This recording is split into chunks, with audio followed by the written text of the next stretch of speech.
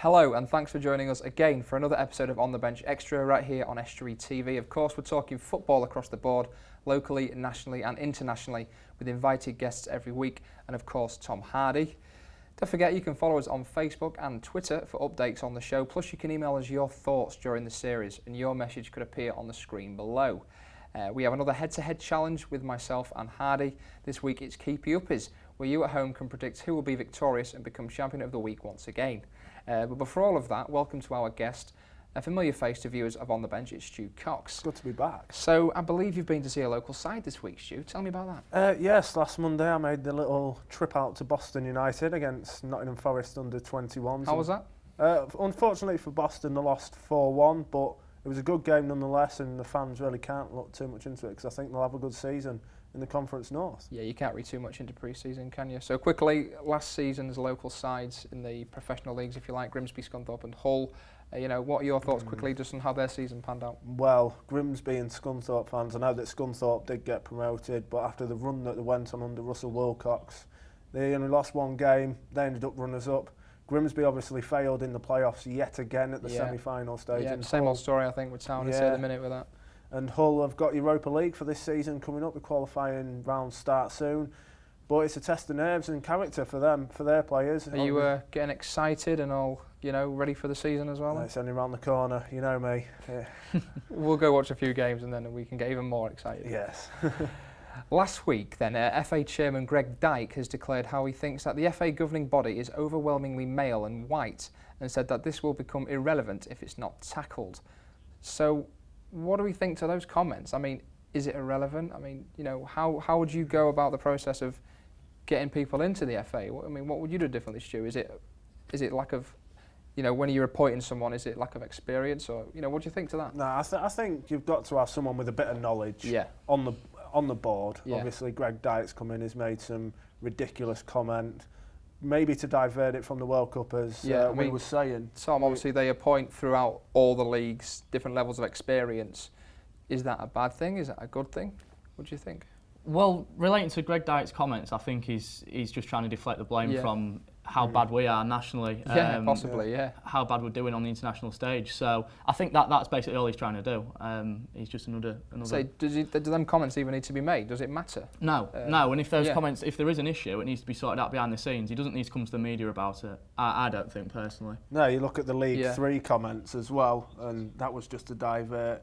Oh, non-league doesn't matter. Non-league does matter.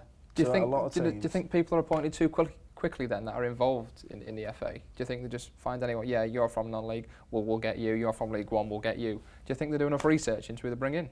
I think that's a problem with the FA at the moment. They need to research the people they're bringing in. They have this fit and proper examination for people who want to become chairman. Maybe they need to bring it in through their own doors and say, oh, hang on a minute, we'll have a look at him, see if he's any good. If he don't make a difference, then why get him in the first place? Do you agree with Stu, Hardy? Yeah, well, I mean, the amount of FA chairmen we've had down the years that have been complete idiots has been astounding, really. I don't know if it happens in other countries, but... Yeah, you don't know, do you? I mean, our FA have made some bad decisions and some great decisions. Just quickly, the fixtures have been released, haven't there, as well, by the FA? So obviously they've got something, right? They managed to do that every year. Well done. So I think all three of our local sides are away at the start of the season. Yeah, I think one of them might have hoped for a home game, start the season off. Obviously, Grimsby have got Bristol Rovers, and it's going to be a long day for Grimsby players and fans with it being moved to quarter to one kickoff. Yeah, Tom, they've obviously got the fixtures right. They've released them on time. They've got the fixtures in, so they're doing something right. I mean, would you be part of the FA governing body? Would you want to do it? Oh yeah, I'd do a better job. You think? Well, they've only got one supporter person that's not part of the board. There needs to be more of those people. It needs to be more inclusive. Yeah, I mean, stay right there, guys. We'll come back to you, but I won't want to do it. So don't forget to tweet us your thoughts on anything we talk about, and you can message us on Facebook as well. The challenge this week then for Hardy and myself was Keepy Uppies. So Cox, how long do you think we can keep it up for? 30 seconds at best. I was after a number, to be honest, but let's take a look at this.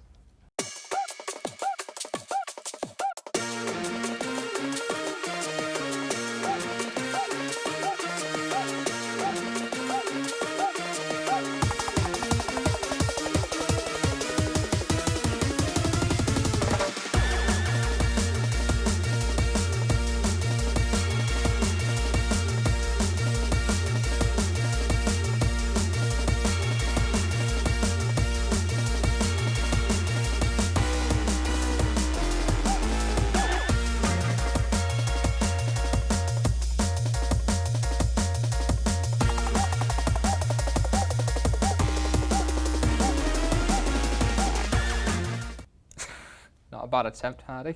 It's the footwear. We have much more still to come in part 2 of the show, including the second part of the head-to-head. So now let's turn to sack or stick. We analysed the chances of current managers for the season ahead. Obviously, the men in charge, the Raw was under pressure, the Raw was scrutinised for the job they're doing, week in, week out. You don't get a break, to be honest. So what do we think to Russ Wilcox in pre-season? Have they had a good result? Let's start with Russ, for example. Well, you look at pre-season results, and yeah, the fans, they get a buzz because they've beaten a team 7-0, a couple of leagues down from where they are. But the main priority is getting the players in, the players that he's signed, getting them to gel together, ready for that first game of the season where there is points on the board, ready to be taken, and to try and finish as high as possible, and obviously fitness. Hardy, Rodgers at Liverpool, sack or stick? They've not had the best pre-season, obviously, and they've got no Suarez. Will they suffer? Will he suffer? Liverpool will suffer without Suarez, definitely. But it'll just remain to see how they do with the players that they're bringing in. So we keep Wilcox, we keep Rodgers. For now. Yeah, for now. Oh, yeah. Condemning him already. We'll have a look in January. Yeah. Fantastic. Southampton then finished a highly respectable 8th place in the Premiership last season. Ronald Koeman has seen many players from his side leave the club. So, obviously, this chap's, he's not had the best start already. I think it's his first sort of appointment in a Premier League club. What would he be feeling now, Hardy, if you were Koeman? What would you be feeling if you were Koeman? He must be disappointed because I think he's quite a big name in management and in football. Yeah. Obviously, he was a great football player. He must have came into Southampton thinking, I've got these great players, and I'm surprised that they don't want to play for him, to be honest. Well, Ronald Koeman's got a 50% win rate at Feyenoord, obviously his previous club, which is not bad.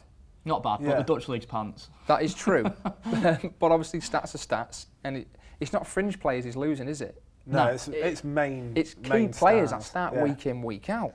So that's gonna. I don't care what you say. If you lose your best players, regardless of who you are, you're gonna suffer out, Stu. I think Southampton, the way that it is going, and they're selling players like Shaw, Lana, Lambert, Lovren. He's just gone to Liverpool as well. What players would you bring into Southampton then, if it was your choice? Well, that's hard because you don't know who's going to be the next one off the line in a way to say Tottenham or to Liverpool again. There's no saying on who's going to be leaving between now and the end of the transfer window. So you just got to try and rebuild from the players that was already gone, like obviously at this point, and maybe a couple of centre backs, a couple. Would of it be unfair to sack him then if he was 12th at Christmas, 13th at Christmas? I think it will. Because the chairman knows, obviously they're not going to be obviously as good as last year, are they? But he's got to bring in the players that have got the quality as well. He's been told apparently by the chairman he's going to get all the money from the players. So they've raised about 90 million up to now. So he's going to have to use that. Like they're a charity. They've raised 90 million. He's going around the bucket. But yeah, obviously they've got funds there to spend. But then again, are the players available to bring in to replace I mean, Ricky Lambert was the top scorer for the last 4 or 5 seasons. Can you replace that? Can you? It's difficult. I mean, they've brought in Graziano Pell from Feyenoord, who had a good season there, but before that he wasn't up to much. So I don't know if he'll be able to cope with the physical demands of the Premier League as well. We'll have to see. Again, Lallana's gone. He's been influential. Luke Shaw, promising young teenager. They've got a lot of money for him. Yeah. Can you replace that? Well, if they've got the money there and it's there to spend, like you said, around 90 million, he's got to up the bank balance and we'll come back to that top end of that. But I agree, yeah. Well, that's the end of part 1, but before we go, here's a half-time teaser for you. Steven George Gerrard has recently retired from international football. So in total, how many minutes has Gerrard played for England? See you in part 2.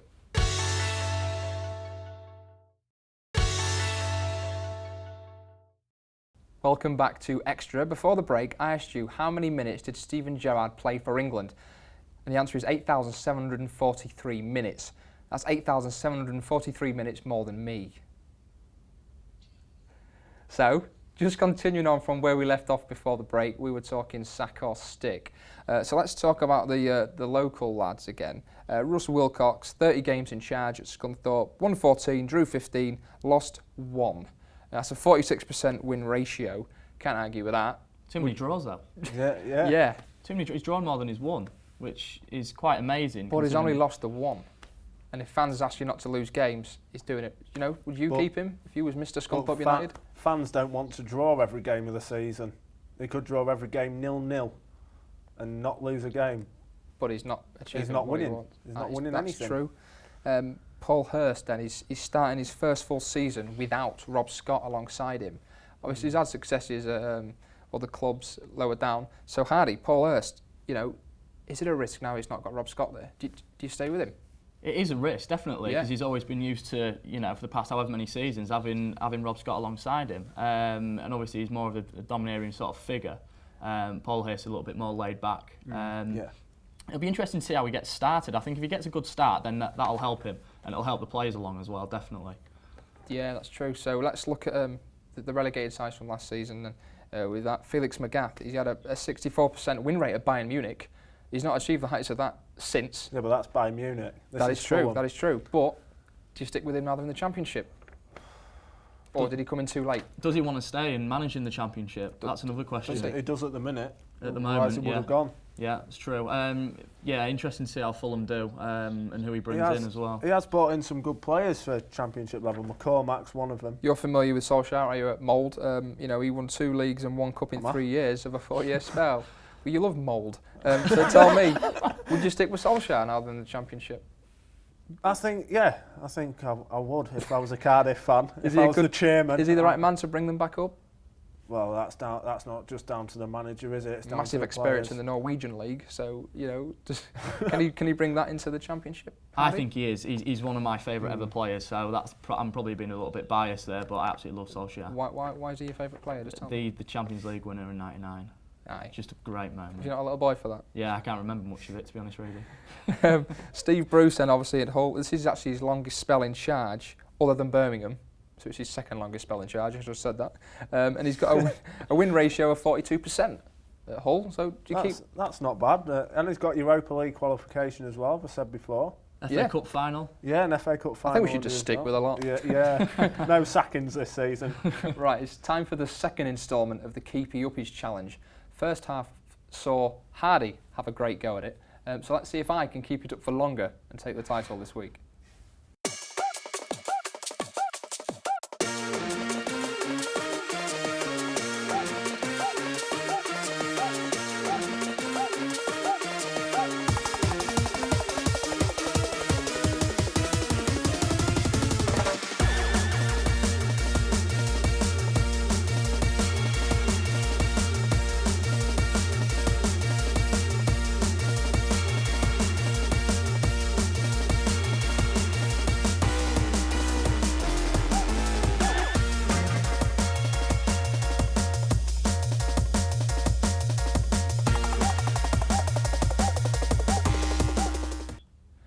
So, with me keeping it up the longest, this week's champion is me. Tune in next week where we'll be testing our dribbling skills. You best have your bib ready, Hardy, because you'll be drooling over that.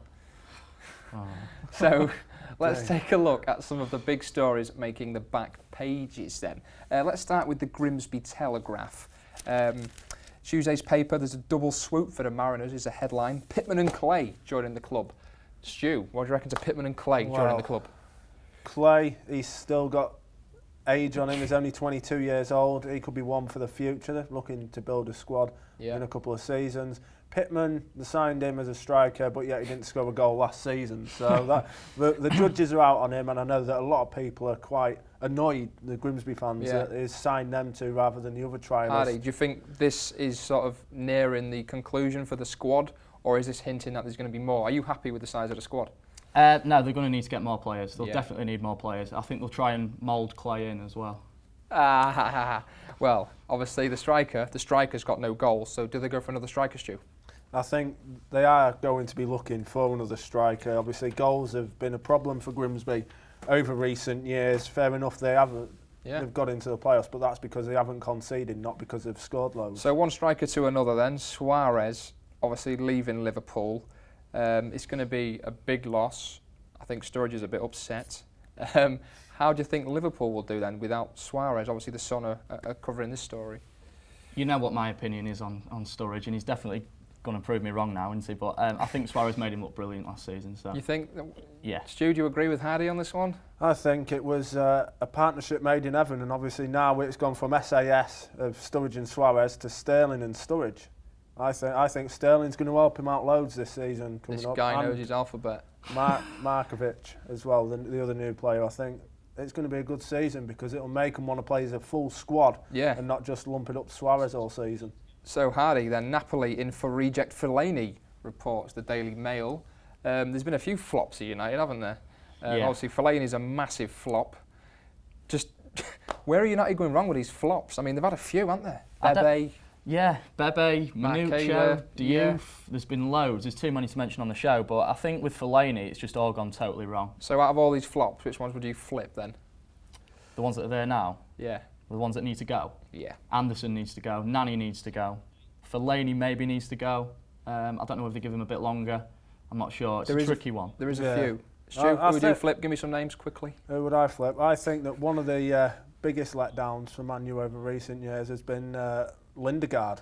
Yeah, actually I have to agree, Stu, yeah. Right, in the current transfer window then, players are always being linked with moves to other clubs as managers look to build a squad strong enough in their quest for glory. So regardless of price, forgetting price, is there enough quality players in the Premier League to be moved about, regardless of price? So you've got £1 billion, it doesn't matter how much they cost, is there enough quality? Put yourself in the chairman's shoes. There is, but not enough English quality in the Premier League. There's a lot of quality English players in the Championship who could easily make the step up into the Premier League. So you look at Sam Vokes, who'll be playing for Burnley this season. He's going to. I reckon he'll do all right. It doesn't matter if they're English to me or not. I mean, just the quality. Is there quality there? Say if Liverpool want 5 new quality players, is there 5 quality players available in the Premiership, Hardy? Yeah, there is. There is. But the problem, I mean, the reason we've got the quality players is because we're spending a stupid amount of money on wages compared to other leagues. Yeah. So that's why the quality's already there. So it can happen. They can get. So who would you purchase for Liverpool? For Liverpool, if it could be anyone. Anyone, regardless of price. Anyone at all. Oh, you'd probably get. If someone dangled some players in front of you and said, "Who do you want?"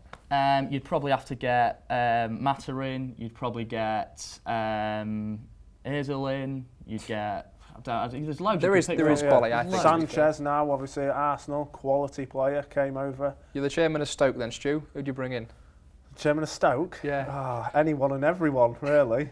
With enough quality. Obviously, with quality. Sanchez would be one of them, though, for definite. Yeah, obviously, price is important, but it's what price is one thing and then quality is another. And obviously, last week we mentioned that they're not always reflecting each other, either. They're not relative. Yeah, like Fellaini. Yeah, I mean, absolute flop, as we just mentioned. So, if you were the chairman of any other club, you've got an unlimited budget. Let's say Leicester, for example, they've come up.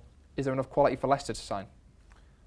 Yeah, there's bound to be enough quality for any team in the Premier, whether you're in the Premier League or Grimsby's League, the Conference Premier. There's quality there, and it's just getting that right balance of quality and You price. Contradicted yourself there, Stu. You're saying there's enough quality for Town, and yet we've got a striker who can't even score a goal. Well, it might be good for Town. He might not have been able to cut it in League Two. True, yeah.